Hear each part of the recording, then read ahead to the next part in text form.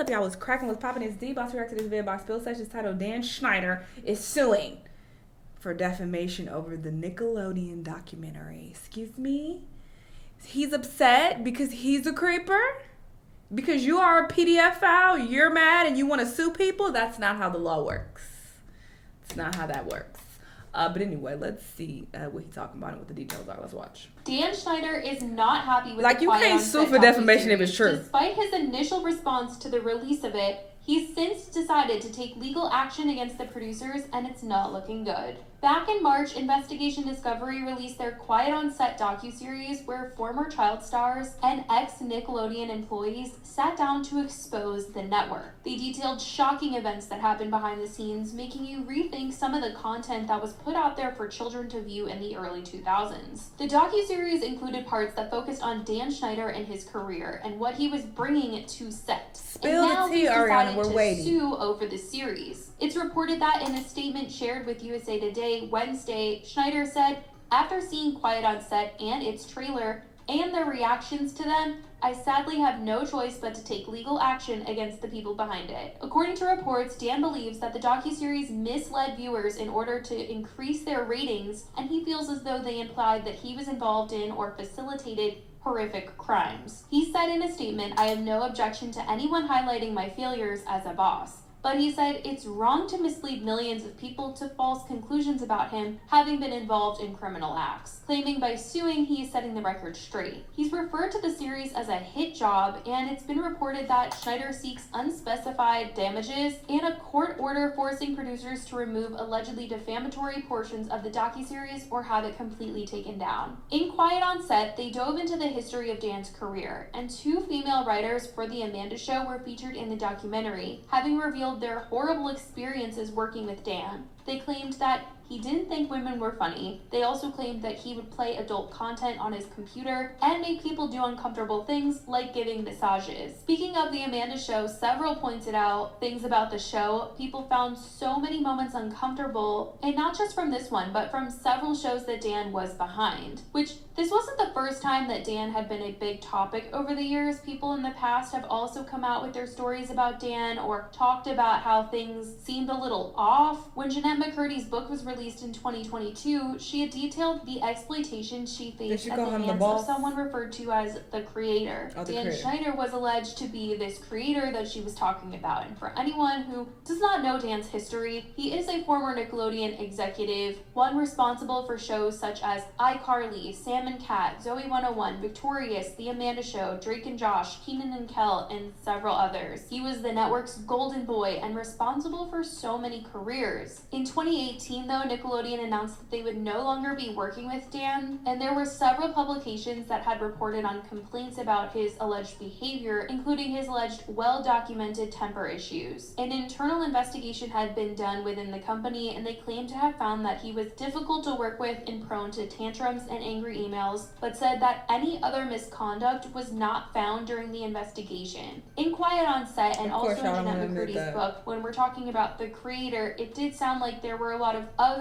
things that were not found in the investigation done by Nickelodeon that he had done or been a part of. And especially in Quiet on Set, they were diving into the things that people had alleged about Dan, or things that just felt weird about him, despite what the network claimed. Dan never addressed any alleged claims against him as the creator featured in Jeanette's book, but when it came to Quiet on Set, prior to taking legal action, he spoke out. I talked about this right when it happened, but on March 19th, Dan posted a video response to the series onto his YouTube channel, and people felt like the whole interview seemed to be very calculated. The interview was done by Bobby Bowman, who was also known as Boogie, who played Tebow on iCarly. The video seemed to be produced by Dan and his team and then sent around to news outlets to release. In it, Dan admitted to watching the recent Investigation Discovery Quiet on Set series, saying that it was hard for him to get through what was being said about him, claiming that a lot of this was all in his past. He seemed to admit to some wrongdoings, but he certainly was making excuses for himself of not knowing any better at the time because he was young and inexperienced, and that seems to be his reasonings to why he made inappropriate jokes in the writer's room and asked for massages, and he alleged that it wouldn't be how things would be with him today. Watching over the past 2 nights was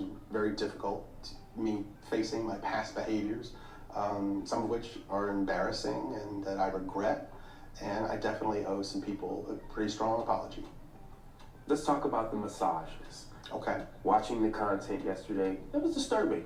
It was wrong. It was wrong that I What are ever you put anybody in suing that for position. then, sir? It was the wrong thing to do. I'd never do it today. I'm embarrassed. If they told that I the did it truth then. about you. I apologize to anyone. Where did they that defame I your ever put in that character? situation. Most TV writers, comedy writers have been in writers' rooms, and they are aware that a lot of times there are inappropriate jokes made and inappropriate topics come up.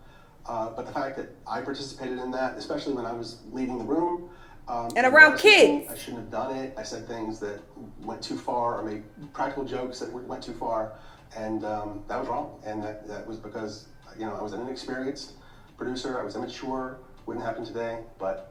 Sir, you were a 50-year-old man back then. What are you talking about? Downplayed in this video. I mean, he was conducting this interview himself, basically. Like, I'm sure he wrote his own questions. I'm sure he knew exactly what to say. He was very well prepared for what this whole video was going to look like. So obviously, he wasn't going to be interrogated with some seriously hard questions and then throw it on his own YouTube channel. But people were seeing right through it, and it just felt like he was saying, "I'm sorry, I messed up. Whoops." In the video, they did talk about the concerns that people have brought up after watching Quiet on Set, as they've seen clips from these Nickelodeon shows Dan worked on and felt that there was a lot of adult innuendos in these shows, and Dan tried to say that his only intention was to write jokes for kids. And why are all these pictures out there of you being hugged up with these kids? It was written for a kid audience because kids thought they were funny and only funny.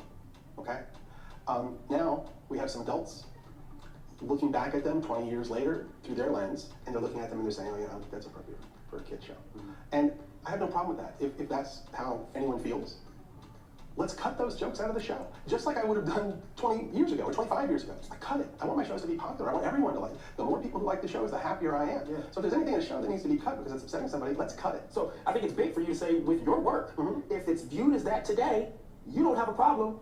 Cut it. Cut it. I mean, that's a solution. That's the last thing I want to ever do is put any content in a show that's going to upset my audience and make them want to turn off the TV. Now, this was hard for people to believe from him when his reputation was this mean, angry, hard-to-work-with boss who was impossible to stand up to, but it later also seemed like he was trying to push the blame off of him in a way, to try and say that he couldn't just write a joke and then put it on a show, like it had to go through approval from multiple different parties, and if someone had said anything about it being inappropriate, they would have taken it out. And Boogie also, in this conversation, expressed things he didn't like about the series, talking about how he didn't like the way that they painted Dan's relationships, which is interesting. I don't think that is a real thought that Boogie had, but I do think that this is something that Dan wanted him to say or scripted him to say in this YouTube video that they were making together, because this is exactly what Dan is suing the producers of Quiet on Set over, because he did not like the way that he was painted in the series. But when this was brought up in his YouTube video, they talked about Amanda Bynes and how the series said that he was so close with her, and Boogie just simply praised the fact that kids were so close with Dan to the point that they could call him if they had troubles with their parents, and the two of them only made it seem like a whole positive thing that he was so close with some kids. It kind of bothered me. I just think that's weird to be close with some fucking kids that are not in your family. I think that's weird. I'm sorry. As a grown adult, I don't need to be close with nobody else's children if they are not my family. How I'm gonna be close with little kids and they can call me whenever they need something or we're texting? What? Unless they are, no. I was about to say, unless they don't have any parents or they're like an orphan. No. I'm trying to think of a case where that would make sense. And it wouldn't make sense. It just wouldn't make any sense. So why were you trying to have that fatherly relationship with them when you weren't their father? If they're having issues with their parents, that's up to them to figure that out with their parents. I don't understand why he was getting involved. I'm out of here. Sounds like he's trying to cover some things up. That's what it's looking like to me. But yeah, we'll see how everything pans out. Y'all let me know what y'all think. Let me know what other videos you want to watch, and I'll see y'all on the next one. Bye!